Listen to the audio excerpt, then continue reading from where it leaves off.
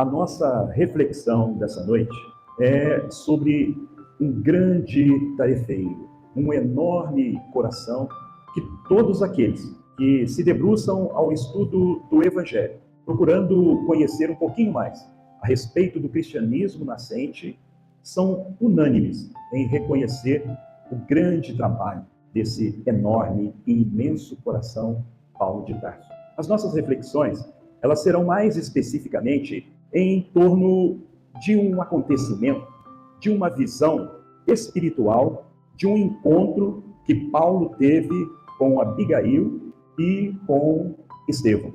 Para que a gente possa entender a dimensão desse encontro, quais foram as circunstâncias que ele ocorreu, qual a importância que isso teve na vida de Paulo e quais foram as circunstâncias que isso aconteceu no momento que Paulo estava vivenciando. Para isso, é preciso contextualizar, porque estas informações nós não encontramos no Novo Testamento, no Velho Testamento, não encontramos no livro Atos dos Apóstolos, e nem a historiografia é capaz de fornecer estas informações com os recursos que ela tem, com os recursos que dispõe, mas que a doutrina espírita, através de algumas obras, e especificamente Paulo e Estevão, e o livro O Legado de Paulo de Tarso ao Cristianismo Redivivo, nos traz estas informações, que é muito importante para a gente entender o momento vivencial que aconteceu esse encontro.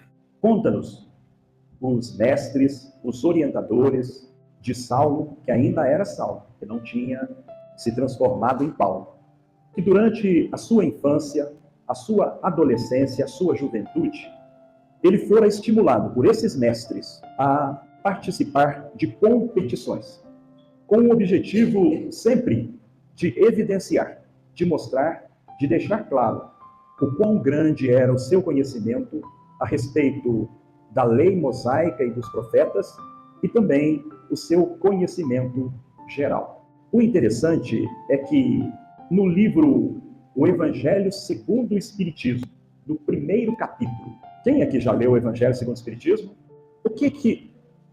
Qual é o assunto que trata a respeito do primeiro capítulo do Evangelho? Bom, o primeiro capítulo é lá, eu não vim destruir a lei. Então, neste capítulo, nós temos uma informação importante a respeito da lei mosaica. Lá vai nos dizer que a lei mosaica ela era constituída de duas partes distintas. Da lei divina, que se refere aos 10 mandamentos recebidos por Moisés através do Monte Sinai, e a lei civil, a lei disciplinar, que Moisés fora obrigado a criar em função do povo da época, que era um povo truculento, era um povo violento, era um povo desordeiro, né? Diferente do nosso povo de hoje, né? Que é um povo ordeiro, civilizado, mas naquela época não era. Naquela época era um povo que tinha acabado de sair da escravidão do Egito e por isso mesmo o seu coração estava cheio de mágoa, de ódio, de rancor e de ressentimento. A lei recebida por Moisés, que são os 10 mandamentos, o que sintetiza essa lei, os 10 mandamentos, é o amor. Porque os 3 primeiros mandamentos se referem ao amor a Deus e os outros referentes ao amor ao próximo. Portanto, o que Moisés teve que fazer? Moisés teve que criar uma lei civil, uma lei disciplinar, uma lei rígida para poder conter o ânimo daquele povo. Então, Moisés apresenta uma lei rígida, apresenta ali um Deus vingativo, um Deus cruel, um Deus que seria capaz de punir o filho pelo erro do pai. E ele teve que fazer o quê? Dar um caráter divino a essa lei. Porque se assim não fosse, essa lei não teria autoridade. Por que nós estamos contando isso? Porque Saulo, que era um fiel cumpridor da lei mosaica, ele estruturou todo o seu conceito, todos os seus valores em cima de qual lei? Não da lei divina, não dos 10 mandamentos, mas desta lei civil e disciplinar, esta lei efêmera e passageira, que ela se modifica com o tempo. E por isso, Paulo, ao assimilar toda essa lei, ele sempre tinha um movimento de rigor, ele sempre tinha um movimento castrador, de condenação. Em função desses mesmos conceitos, Paulo, por crescer nesse ambiente altamente competitivo, foi desenvolvendo um sentimento de pseudo-segurança. E, em paralelo com esse sentimento, foi crescendo um sentimento de omnipotência, um sentimento de prepotência, de orgulho, de amor próprio. Saulo intelectualizara o conhecimento espiritual. Por isso ele se torna um doutor da lei e participava, era um dos membros do Sinédrio. E nesse período ele conhece Abigail e fica noivo de Abigail. Abigail tinha um irmão que se chamava Gesiel.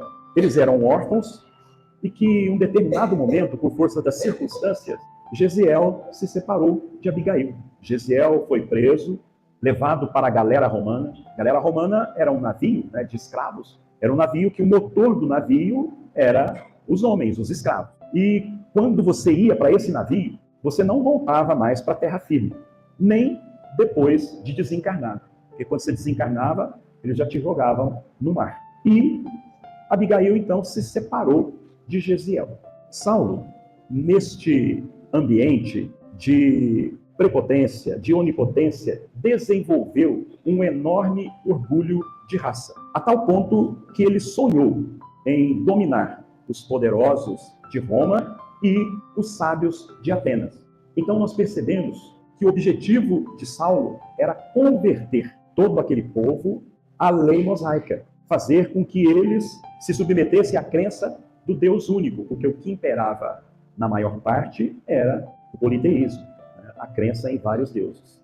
Então os propósitos de Saulo não era propósito ruim, mas os meios que ele utilizava e utilizou para isso é que realmente não estava condizente com a lei. Em um determinado momento, o Sadoc, seu amigo, perguntou para ele se ele conhecia ou se ele já havia ouvido falar dos homens do caminho. E ele disse que sim, que Andrônico já tinha falado para ele a respeito desses homens. E ele pergunta para Sadoc: não se trata de uns galileus pobres, maltrapilhos, desprovidos de quaisquer recursos e que se refugiam nos bairros desprezíveis da periferia? Olha o conceito, né? Que se refugiavam aos bairros desprezíveis da periferia. E Sadoc confirma, sim, mas Sadoc coloca uma interrogação na cabeça de Saulo. Ele diz assim: mas existe um entre eles que é portador de recursos, de poderes sobrenaturais, que se chama Estevão. Quando ele diz isso, Saulo preocupou e pediu para ele que verificasse que dia era a pregação de Estevão. E eles foram lá. Estevão fazia suas pregações no sábado. E sábado ali estava. E quando eles chegam, Pedro, João e Tiago, eles se surpreendem, porque eles jamais esperavam ali, naquela casa humilde, um doutor da lei. Mas é interessante o movimento que faz os cristãos desde os primórdios. O que eles fizeram? Eles acolheram Saulo. Eles ofereceram para Saulo o melhor lugar, o lugar mais confortável. Eles acolheram Saulo. E todos nós sabemos, né? Nós que estamos aqui presentes, sabemos o que é acolhimento. É essa sensação agradável, de bem-estar, que todos nós sentimos quando nós adentramos aqui dentro dessa casa. Esse sentimento de fraternidade genuína, que enaltece, que faz os nossos corações alçarem nessas notas radiosas do amor puro, do amor sublimado, nessa força genuína da fraternidade que congrega corações a tão longas distâncias em nome de uma causa, em nome de um ideal, que é o ideal do Evangelho, que é o ideal do amor. Se esses corações enormes e simples não tivessem tido essa preocupação desde o início, talvez o cristianismo nascente teria morrido no seu nascedor. Saulo recebe aquela gentileza, recebe aquele acolhimento com um olhar de desdém, olhando para Sadoc, e ele se interroga, pensando assim: Sadoc foi enganado, porque ele olha à sua volta, ao seu redor, naquele público que ali estava presente. Primeiro, o ambiente, que se tratava de um lugar tão simples, com tantas coisas improvisadas, completamente diferente das tribunas em que Saulo estava acostumado. Então Saulo olha para aquele ambiente simplório e para as pessoas que ali estavam. Por quê? Porque ali estavam velhinhos, frágeis, mas com seus corações generosos, mulheres da vida com seus filhinhos desnutridos, embalados em seu seio. Ali estavam rancenianos, que a ranceníase havia destruído parte dos seus membros impiedosamente. Ali estavam criaturas com as suas epidermes cobertas de feridas. Saulo olha para aquele ambiente e faz um movimento de desprezo, pensando assim: o que é que estas criaturas, tão simples, tão humildes, desprovidas de tudo e qualquer recursos, irmanados, unidos a esses homens doentes, a esses homens frágeis, a estas mulheres que parece que o seu semblante só exala desânimo, a esses outros corações sem nenhum recurso. E nós observamos nesse pensamento de Saulo o mesmo pensamento que no livro Boa Nova de Humberto de Campos, no capítulo que fala a respeito do Sermão da Montanha.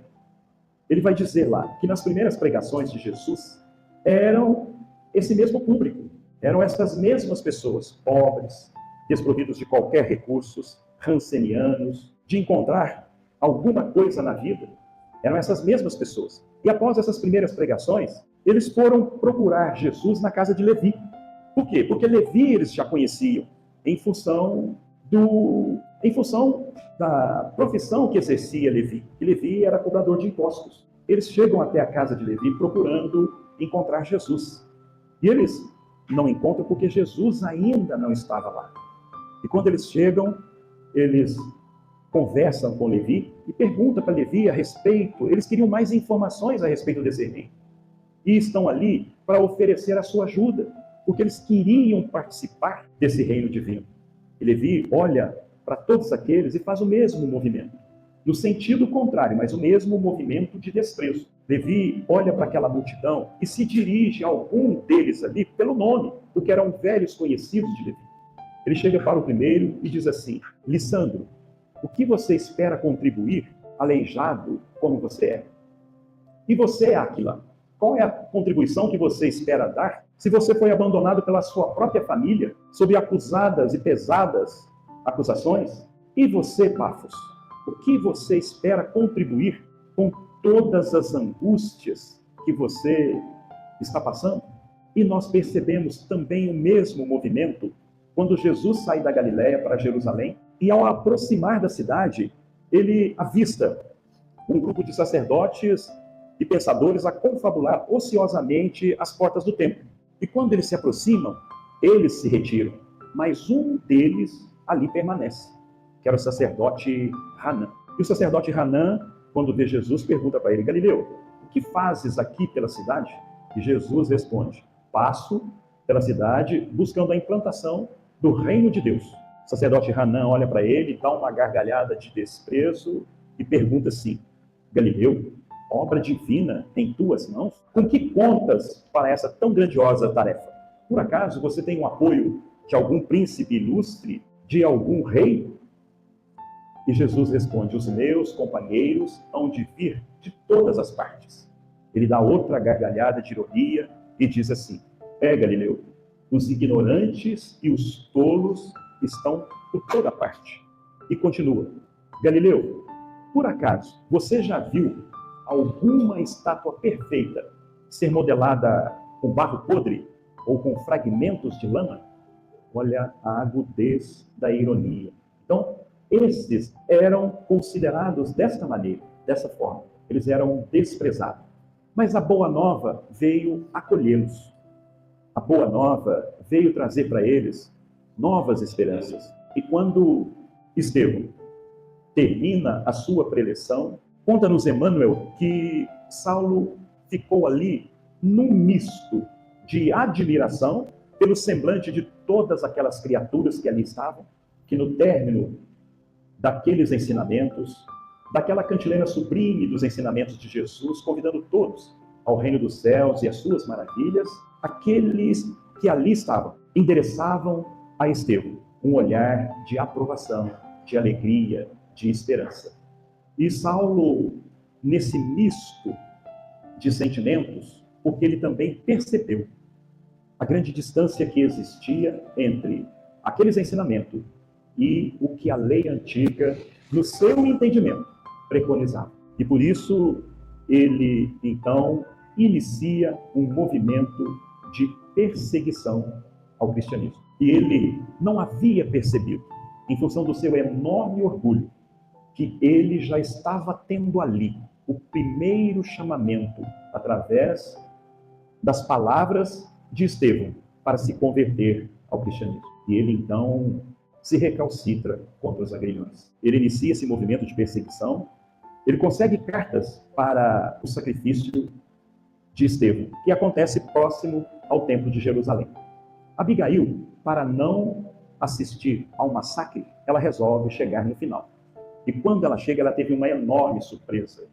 Por quê? Porque ela encontrou ali o seu irmão Gesiel se agonizando e proferindo palavras de perdão ao seu algoz. Porque o que Abigail não sabia era que Saulo, Gesiel, o seu irmão, havia se convertido ao cristianismo, porque ele foi salvo da galera romana por Sérgio Paulo, e ele se converteu ao cristianismo.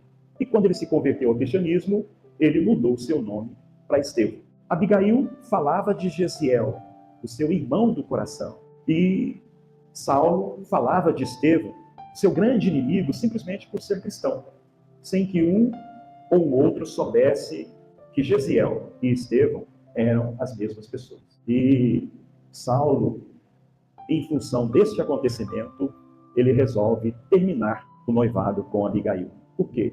Em função do seu orgulho, do seu amor próprio, ele não conseguiria lidar com aquela situação. E ele se separa de Abigail. Para algum tempo depois, ele tentar essa aproximação. Mas quando ele tenta essa aproximação, já era tarde, porque Abigail já estava num estado avançado de tuberculose. E ele também fica sabendo que ela havia se convertido ao cristianismo. Ele então, inconformado com aquela situação, ele procura saber quem foi o responsável pela conversão da sua noiva em cristã. Ele fica sabendo que é Ananias, e que Ananias está em Damasco. Então consegue cartas também pela sua influência, autorização para ir lá e prender Ananias. E a caminho de Damasco, nós temos aquele belíssimo acontecimento entre o encontro de Jesus e de Saulo, que está bem narrado ali no livro Atos dos Apóstolos e no livro Paulo e Estevão. Quando isso acontece, Saulo então vai para o deserto. Ele vai procurar o deserto para fazer as suas reflexões, para repensar os seus conceitos, para repensar os seus valores. E ele permanece ali por cerca de 1000 dias, mais ou menos 3 anos, refazendo os seus conceitos, repensando as suas atitudes, fazendo aquele movimento que Jesus já nos pede, que todos nós precisamos diminuir. Todos nós precisamos diminuir o nosso orgulho, o nosso amor próprio, para que o Evangelho possa encontrar guarida nos nossos corações. Porque se nós chegamos no Evangelho ou na doutrina espírita repletos de nós mesmos, não há lugar para a boa nova, para a boa mensagem. E Saulo foi refazer os seus novos valores, os seus conceitos. E ele encontra lá um casal, Áquila e Prisca, que auxilia ele nesse movimento. E ele então, após esses 1000 dias, ele resolve voltar. E ele pensa, para onde eu devo ir? E escolhe o lugar, a assembleia dos seus antigos adversários, que agora eram seus novos companheiros, para pedir perdão, para se redimir de tudo aquilo que ele havia causado. E quando ele chega, ele não é aceito de pronto. Por quê? Porque aqueles, agora, os seus amigos, ficaram reticentes. Será que ele mudou realmente? Ou será que ele não está aqui usando-se da aparência de bonzinho para nos prender, mas ele não desiste. E ele tem ali a intervenção de um grande companheiro, que torna depois um grande amigo seu, de Barnabé. Que Barnabé intervém ali para que ele seja aceito. E depois ele tem o apoio de um outro grande companheiro, que é Pedro. E ali ele permanece por alguns dias, mas logo percebe que seria difícil ali o seu convívio. Por quê? Porque ele era grande conhecido dos seus antigos companheiros. E então, por orientação divina e por um grande conselho de Pedro, ele resolve buscar então outro lugar. E ele volta para sua terra natal, que é Tarso. E chegando lá, o seu pai não o aceita. Não aceita os seus novos conceitos agora. Não aceita os seus novos pensamentos. Não aceita a sua conversão. E diz para ele, olha, ou Cristo ou eu. Então a gente percebe a grande angústia, o grande sofrimento deste coração. Talvez uma das piores experiências, aquela de ser rejeitado pela sua própria família. E o seu pai não lhes permitiu nem que o relacionamento deles acontecesse à distância. Foi um rompimento.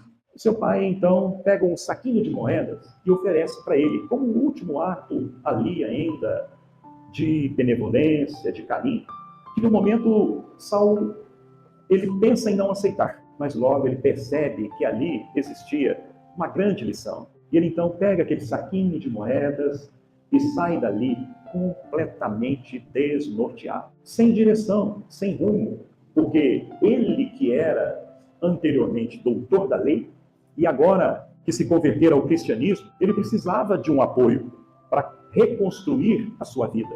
Ele precisava de um suporte para continuar agora a sua nova missão, mas ele não tem esse suporte. E conta-nos Emmanuel que ele vai saindo ali pela região da Capadócia, ali próximo àquela região montanhosa, próximo ao Monte Taurus, que ali existia várias cavernas, e ele, sem direção, sem rumo, sem saber que caminho tomar. E quando o cansaço lhes chega, ele procura uma daquelas cavernas para descansar. E ali ele chega numa daquelas cavernas, encosta a cabeça em uma pedra, e ele tem ali uma enorme visão que marcou a vida dele para sempre. Um encontro espetacular. Ele encontra com Abigail em espírito e encontra com Estevão. O encontro ali para Saulo é um momento de refazimento das suas energias, porque ele estava angustiado com tudo aquilo que ele havia feito.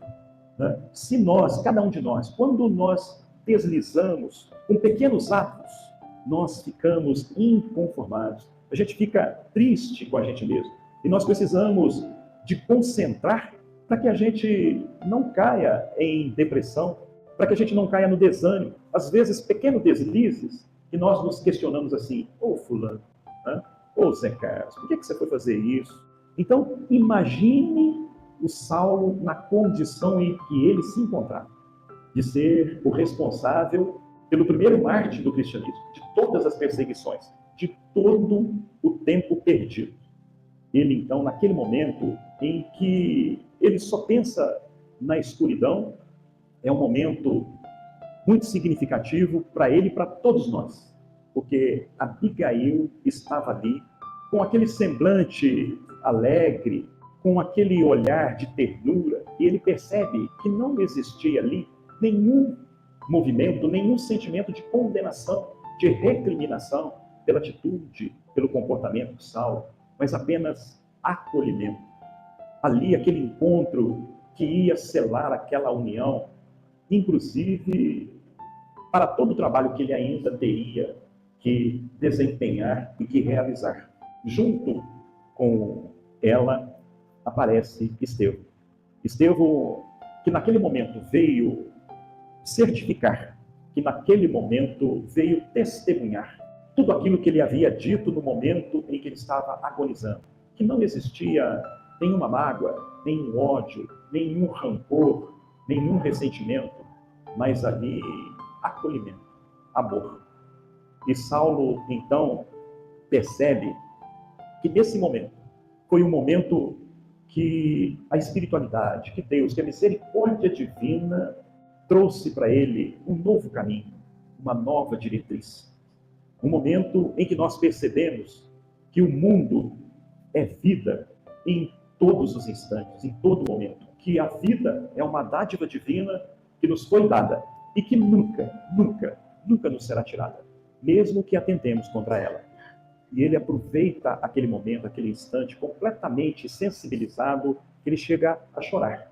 E Abigail diz para ele: por que choras, Paulo? A tarefa ainda nem começou. E ele vai registrar esse momento na sua segunda carta aos Coríntios, no capítulo 12, versículos de 2 a 4, afirmando o seguinte: conheço um homem que há 14 anos foi arrebatado ao terceiro céu. Não sei se na carne ou fora dela, mas Deus o sabe. E que foi arrebatado ao paraíso. E ali ouviu palavras que são inefáveis ao homem. Então, foi tão importante esse encontro que 14 anos depois ele se refere a esse encontro. E que muitos estudiosos que não têm essas informações ficam se questionando: que momento foi esse, né, da vida de Paulo? Quem foi essa pessoa? E ele então aproveita aquele instante para fazer 4 perguntas a Abigail. Porque ele percebe que aquele momento era um momento único, que ele precisava aproveitar o máximo. Porque todos nós temos esses momentos na nossa vida. Tem momentos na nossa vida que a gente quer esquecer, que a gente gostaria de não lembrar. Mas tem momentos que a gente gostaria que eles não acabassem. E Saulo percebe ali que esse era um desses momentos. E ele aproveita para fazer 4 perguntas para Abigail. E a primeira pergunta que ele faz é assim: o que fazer para ter a compreensão perfeita dos desígnios do Cristo? E a resposta de Abigail, ela nos faz arrepiar. Ela nos faz arrepiar. Porque ela responde a essa pergunta com uma só palavra. E nós, meditando na profundidade dessa resposta, nós entendemos perfeitamente o que ela quis dizer. Então, quando ele pergunta o que fazer para ter a compreensão perfeita dos desígnios do Cristo, ela responde: ama. Ama. Uma só palavra: ama.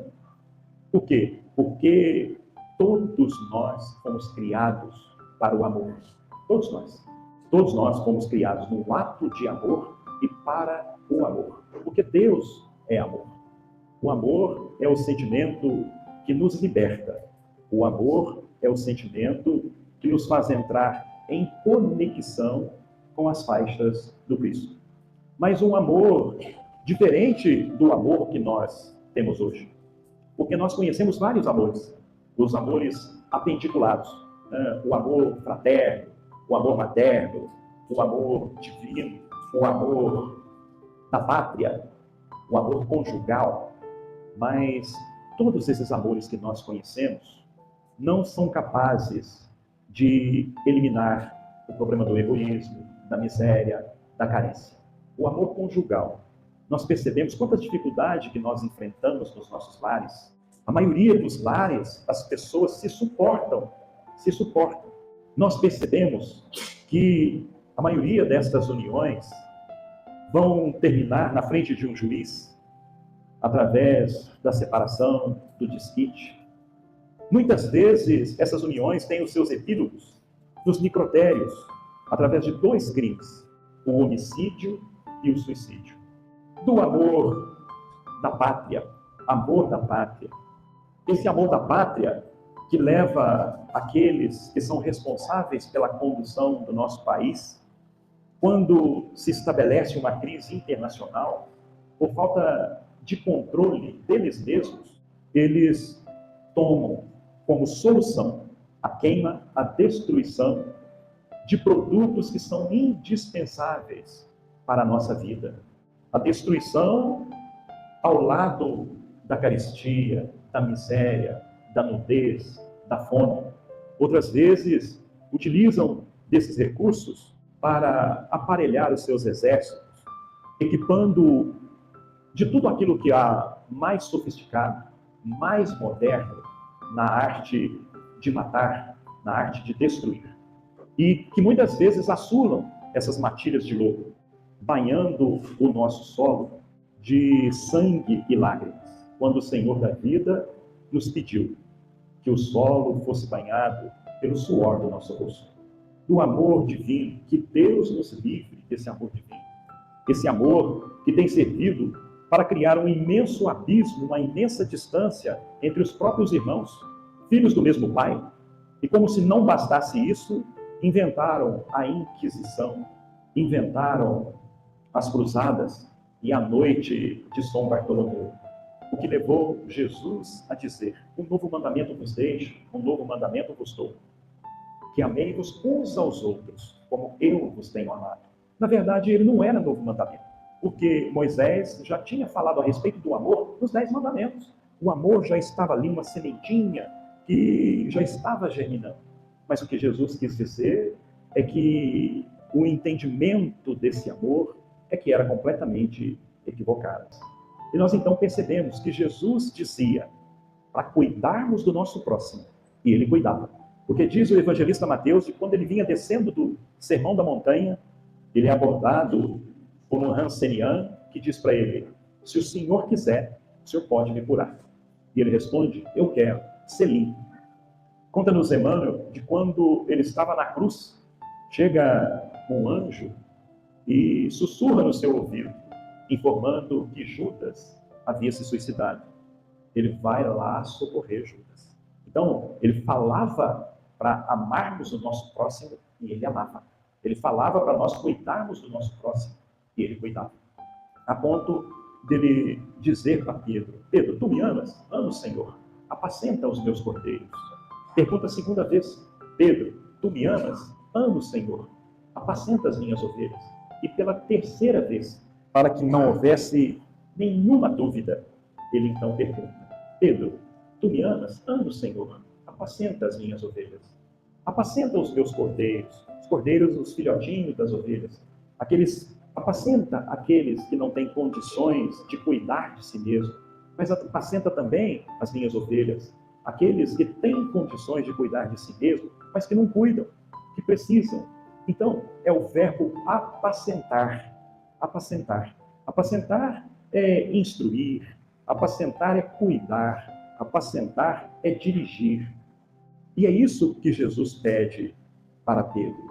Não condenação, nem varas, nem chicotes, nem recriminação, nem reprimenda. Apacenta. E a segunda pergunta: o que fazer para que a alma alcance tão elevada expressão de esforço com Cristo? Abigail responde: trabalha. Trabalha porque o trabalho é a mola propulsora do progresso. Sem o trabalho, o homem não desenvolve a sua inteligência. É através do trabalho. Mas, na terceira parte do Livro dos Espíritos, em que fala a respeito das leis morais, o terceiro item é a lei do trabalho. Então, o trabalho é uma lei natural. Mas na questão 675 do Livro dos Espíritos, Kardec pergunta para os espíritos se a gente poderia entender o trabalho como simplesmente as ocupações materiais, e os espíritos respondem não, que o trabalho é todo o esforço útil. Então, todo esforço útil é um trabalho. Então, nós temos o trabalho tanto no campo material como no campo espiritual. Então, no campo material é o que nós já conhecemos. No campo espiritual, nós ainda carecemos muito de entender, porque no campo espiritual, esse trabalho se converte em servir.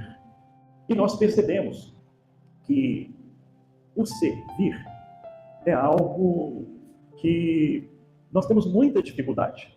Por quê? Porque, na maioria das vezes, o nosso servir, ele pede ostentação, ele pede reconhecimento. Quantas vezes a gente diz assim: eu fiz isso para o Beltrano e para o fulano, ele nem me agradeceu, ele nem falou muito obrigado. Mas Paulo também nos ensina a respeito deste trabalho, que todos nós precisamos trabalhar como se fosse para o Senhor e não para os homens. Então é um trabalho sem esperar nenhuma recompensa. Quando ele diz, como se fosse para o Senhor, o trabalho não é para o Senhor, não é para Jesus. Jesus não precisa do nosso trabalho, porque se eu, Zé Carlos, não fizer, outros vão fazer. Mas o trabalho é para cada um de nós. O trabalho é para o nosso engrandecimento, é para o nosso crescimento. E é por isso que ele vai dizer posteriormente que o lavrador que trabalha é o primeiro a gozar dos frutos. Então que o nosso trabalho seja nesse sentido, trabalhar simplesmente pelo prazer de fazer.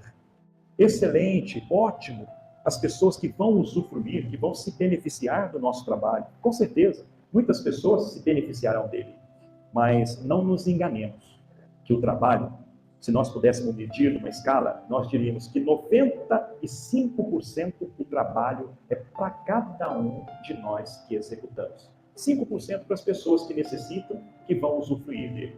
Então, o trabalho é nosso. O trabalho é para mim. E por isso, se eu tiver que sacrificar o meu orgulho, o meu amor próprio, a minha vaidade, eu vou trabalhar. Tem muitas pessoas que se afastam do trabalho da casa, ruim para casa, sim, porque ela precisa deste coração do trabalho, mas pior é para quem se afastou do trabalho. Por quê? Porque somos nós que precisamos do trabalho. Nós temos um grupo de amigos, né, de irmãos nossos, que nós não vamos falar quem são eles, mas eles têm um pensamento que diz assim: aquele que não vive para servir, não serve para viver. Aquele que não vive para servir, não serve para viver. Mas nós, da doutrina espírita, que temos o sentimento de esperança e de otimismo por excelência, nós modificaríamos um pouquinho esse pensamento e diríamos assim: aqueles que não vivem para servir, ainda não aprenderam a viver. Por quê? Porque a própria natureza, os seres insignificantes da natureza, vão nos ensinar a servir. Porque a natureza é um cântico constante e perene do servir. Serve a pedra bruta, garantindo a segurança de todos os nossos lares. Serve a lâmina no trabalho caridoso da cirurgia. Serve o vento no trabalho primoroso das abençoadas fecundações. Serve a árvore, produzindo a sombra, os frutos, socorrendo a nossa terra necessitada. Serve o fogo no trabalho primoroso da purificação. Serve o sol, nutrindo a sementeira e trazendo vida para todos nós. Enfim, os seres insignificantes da natureza é um cântico perene do servir, sem exigir nenhuma paga, sem exigir nenhum reconhecimento, sem exigir nenhuma retribuição. E nós vamos encerrar aqui com a terceira pergunta. Não vamos falar da quarta, a terceira pergunta. Que providências adotar contra o desânimo destruidor? Abigail responde: espera, espera. E esse também é um dos sentimentos que nós temos muita dificuldade, mas enorme dificuldade, de esperar, de saber esperar. Porque cada um tem o seu momento, cada um tem o seu tempo, mas nós esquecemos do tempo dos outros, das coisas, e achamos que tudo deve se atender ao nosso tempo. Nós vivemos hoje numa sociedade que é imediatista, relacionamentos superficiais e satisfação dos desejos imediatamente. Tem pessoas que semeiam hoje de manhã e querem colher à tarde. Mas tem pessoas que nem semeiam e querem colher. Nós, então, não respeitamos o tempo. Tudo tem o seu tempo. É uma questão de esperança, de esperar, que também é um conceito que nós temos muita dificuldade, porque muitos de nós esperamos que o sucesso venha, que as coisas boas ocorram e aconteçam, que a prosperidade venha a acontecer. Não é condenável essa esperança, mas nós temos que entender que o sentido real da esperança é nós entendermos os desígnios do Cristo, é nós entendermos os desígnios de Deus. Porque quando nós conhecemos os desígnios de Deus, aí realmente nós temos esperança em coisas sólidas. Porque muitos de nós acostumamos ver a nossa vida neste curto período de tempo, circunscrito e determinado nesta encarnação. Nós não levamos em consideração que nós somos espíritos imortais e que, na maioria das vezes, os desígnios de Deus não são os mesmos desígnios nossos, porque nós temos que esperar naquilo que a gente faz, naquilo que a gente edifica, naquilo que a gente constrói. Mas nem toda a esperança está baseada apenas naquilo que a gente faz, porque tem uma parte dela que vem de Deus. Então, se nós procurarmos conhecer quais são esses desígnios, se nós procurarmos obedecer aos desígnios da lei, com certeza a nossa esperança realmente será verdadeira. E a quarta pergunta, para finalizar, Saulo pergunta para Abigail: como conciliar as grandiosas lições do Evangelho com as indiferenças do homem? E Abigail responde: perdoa. Então, o perdão nós vamos deixar aí para as nossas reflexões. O quanto é difícil para nós esta assertiva de Jesus: perdoa. Porque a maioria de nós entende que o perdão é para o ofensor. Mas com o advento da doutrina espírita, ela veio ressignificar o perdão. Então, o perdão não é para o agressor. Porque o agressor, independente do meu perdão ou não, ele vai se ajustar com as leis divinas. Mas o perdão é para cada um de nós. Que Jesus nos abençoe.